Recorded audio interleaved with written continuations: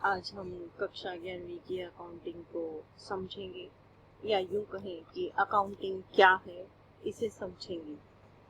Accounting समझने के लिए हमें सबसे पहले अकाउंट्स का समझ में आना बहुत ज़्यादा ज़रूरी है कि अकाउंट्स क्या चीज़ है और ये किस विषय पर काम करता है, कैसे ये लागू होता है और इसको किन किन नामों से पहचाना जाता है।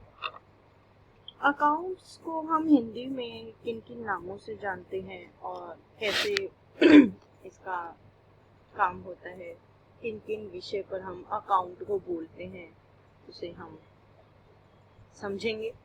हिसाब किताब करना, खाता या लेखा, किसी चीज को महत्व देना या गणना करना, हम एक अकाउंट से रेफर करते हैं।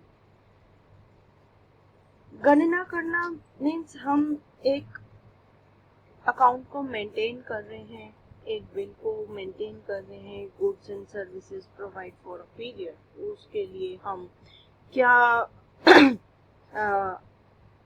इनकम है, क्या लॉस है, क्या आ रहा है, क्या जा रहा है, वो मेंटेन करना, वो कैलकुलेशन करना, वो हमारा अकाउंट कहलाता है। अकाउंट जो है एक डिटेल्ड रिकॉर्ड है मनी की, that a person for business और रिसीव्स एंड स्पेंड। एक व्यक्ति जो बिजनेस नहीं कर रहा, वो एक रिकॉर्ड मेंटेन करता है, उसे हम अकाउंट्स कहते हैं।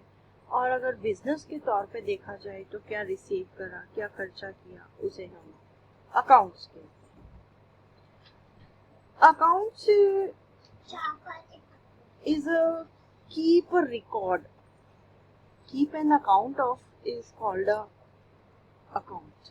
As a result is accounting.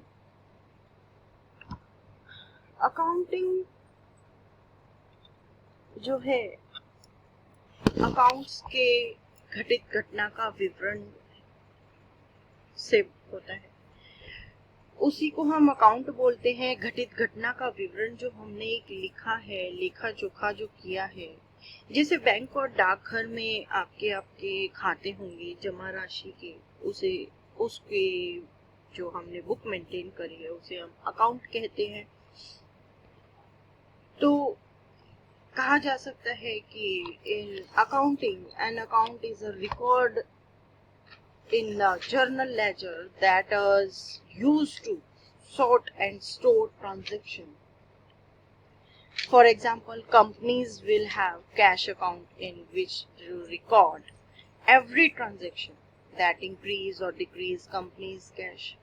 कह सकते हैं कि कंपनीज जो है कि कैश अकाउंट जो है आ रहा है जा रहा है, उसका जो ब्यौरा लिखती है वो क्या कहलाता है, अकाउंट्स। अकाउंट्स में ही लिखा जाता है आपका कैश आया, आपका कैश गया, उस व्यक्ति से हमारी डीलिंग हुई, तो वो सब चीजें जो है उनके एक पर्टिकुलर खाते बन जाते हैं, उसे हम खाता कहते हैं। अकाउंटिंग भी वही है कि दो शब्दों से मिलकर बना है, लेखा प्लस अंक। किसी चीज की लेखा, अंकों की लेखा जो है उसे हम लेखांकन कहते हैं। अकाउंटिंग एक आर्ट है, इसके अंदर हम रिकॉर्डिंग, क्लासिफाइंग और समराइजिंग ट्रांजैक्शन जो बिजनेस की होती है एक सिग्निफिकेंट मैनर में करते हैं। उस रिकॉर्डिंग को हम, उस डाटा को जो रिकॉर्ड करते हैं उसे हम अकाउंटिंग कहते हैं। क्लासिफाइंग से हमारा मतलब है उनको एक जगह से उठाकर दूसरी जगह पर रखना, और समराइजिंग से मतलब है उसको सही जगह पर पहुंचाना। सिग्निफिकेंट मैनर का मतलब है कि कई तरीके से रखना। इन सभी फैक्टर्स को मिलाकर हम अकाउंट्स को डिफाइन करते हैं। और जिस तरह से हम एक उदाहरण ले रहे हैं, शायद आपको अच्छे से समझ में आ जाए। शिवम की वाइफ ने उससे कहा कि ये लो एक बैग और जाओ मार्केट से कुछ सामान ले आओ, और उसको वाइफ ने एक लिस्ट दे दी और जिसके अंदर बताया कि आलू, गोभी, टमाटर ये सब्जियां लेके आनी है। तो ये प्रोसेस हो गई और आपकी रिकॉर्डिंग हो गई कि उसको एक लिस्ट भी पकड़ा दी गई कि आलू, गोभी, टमाटर लाना है। फिर शिवम बाजार गया सामान लेने और सामान को लेकर आ गया और एक जगह रख दिया। फिर उसकी वाइफ बोली कि अब इस सामान को अलग अलग कर दो, आलू को आलू के डब्बे में और टमाटर को टमाटर के डब्बे में रख दीजिए। तो इस प्रोसेस को हम क्लासिफाई कहते हैं। आशा करती हूँ आपको क्लासिफाई और रिकॉर्डिंग में अच्छे से समझ में आ गया होगा कि अकाउंटिंग में क्लासिफाइंग और रिकॉर्डिंग का क्या मतलब है। इसी तरीके से हमारे बिजनेस और फॉर्म के सभी ट्रांजैक्शन को सिस्टमैटिकली वे में एक बुक में मेंटेन करना, जिससे हम अपनी कंपनी की सारी डिटेल्स को भली भांति जान सकें, एनालाइज कर सकें इजीली तौर पे, कंपनी की फाइनेंशियल पोजीशन को आखिर क्या है, मतलब कंपनी भविष्य में प्रॉफिट करेगी, लॉस करेगी, फिर किस फीचर्स को ऐड करना है, प्रॉफिट करेंगे, इंक्रीमेंट कैसे ला सकते हैं, ये तारीख के क्रम में फिर नियम अनुसार होता है। तो उसी तरीके से अकाउंटिंग का एक प्रोसेस होता है जिसे हम रिकॉर्डिंग, सारांश और आर्थिक जानकारी के तौर पर निर्माताओं के साथ वित्तीय ब्यौरा देकर निर्णय लेने में हमारी अकाउंटिंग जो है मदद करती है। अब इसके क्या ऑब्जेक्टिव्स हैं, आज हम इसके ऑब्जेक्टिव्स पढ़ेंगे।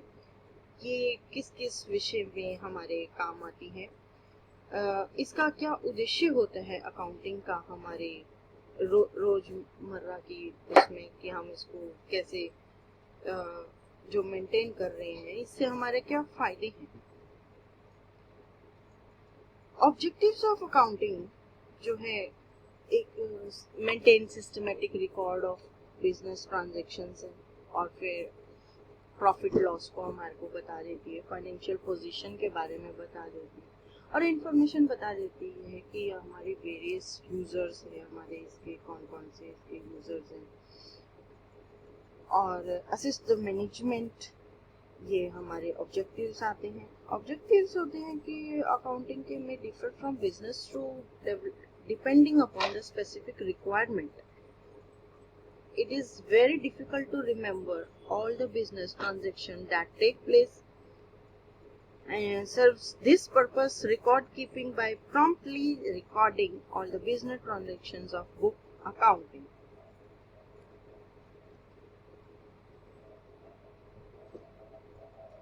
So it facilitates management controls to assess the taxable income and sale tax liabilities, to provide requisite information different parties, honor, creditors, employees, management, and financial institution, banks, etc. These are the objectives of the accounting. तो हम कह सकते हैं कि ये जो हमारा उद्देश्य है वो हमारा वित्तीय लेन देनों को व्यवस्थित ढंग से रखने के लिए एक रिकॉर्ड सिस्टमैटिक अरेंज करने के लिए किया जाता है। अकाउंटिंग ये पता लगा सकता है कि सहायता करता है कि हमारा नेट प्रॉफिट, नेट लॉस इस समय अवधि में कैसा रहा, कितना इनकम है, कितना एक्सपेंसेस है। लाभ हानि के खाते द्वारा किसी विशिष्ट समय अवधि के दौरान व्यवसाय में अर्जित लाभ हानि की मात्रा को ज्ञात करता है। अकाउंटिंग सही समय पर सही निर्णय लेने में मदद करती है। ये हमारे उद्देश्य हैं।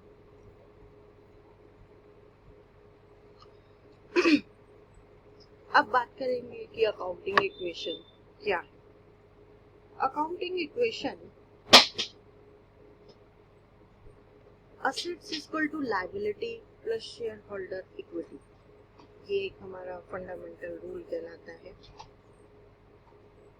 फंडामेंटल रूल से हमें सबसे पहले ये जानना होगा कि हमारी असेट्स क्या है और हमारी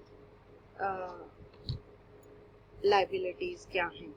असेट्स और लायबिलिटीज जानने से पहले हम एक विषय पर और बात कर लें तो आपको शायद और अच्छे से समझ में आ जाएगा कि अकाउंटिंग में डाउट ना रहे कि बुक कीपिंग और अकाउंटिंग क्या होता है। बुक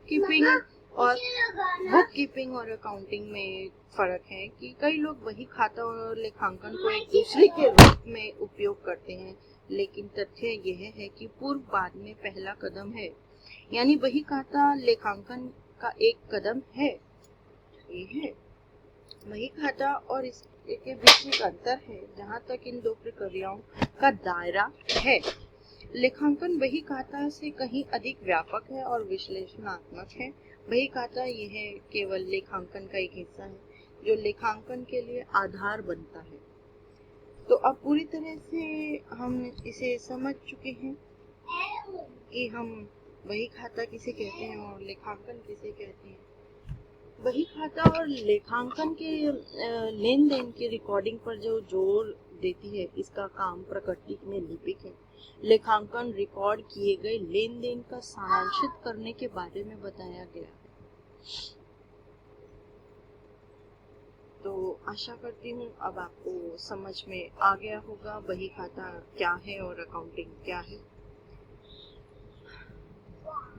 टाइप्स ऑफ अकाउंटिंग जो है 3 प्रकार के होते हैं। ये कितने प्रकार की अकाउंटिंग होती है? 3 प्रकार की होती है, व्यक्तिगत, वास्तविक और नाम मात्र। तो व्यक्तिगत जो होती है इसमें केवल पर्सनल मीन्स जिनके नाम से रिकॉर्ड होता है